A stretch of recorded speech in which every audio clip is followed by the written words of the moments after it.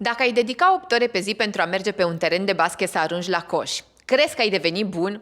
Dacă ai dedica 8 ore pe zi pentru a învăța italiană, ai învăța italiană în 6 luni? Și dacă ai dedica 8 ore pe zi pentru a merge la sală să te antrenezi și să alergi, ai fi în formă în 6 luni?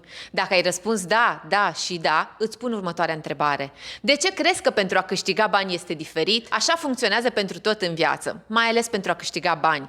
Trebuie să devii expert în abilități pe care nu toată lumea le stăpânește. Și dacă reușești asta, vei înceta să-ți schimbi timpul pentru bani și vei începe să câștigi mai mult pentru cunoștințele pe care le ai. A deveni bogat nu este o chestiune de noroc, este o chestiune de timp și de strategie. Eu acum sunt independentă financiar, dar acum 8 ani lucram într-un bar pentru 40 de euro pe zi. Și asta datorită abilității pe care am dezvoltat-o. În cazul meu, mă ocup cu network marketing-ul. Datorită acestei abilități și strategii pe care am creat-o acum 4 ani, am putut deveni independentă financiar. Dacă vrei să înveți această strategie și să devii liber din punct de vedere financiar, accesează acum linkul din biografia mea.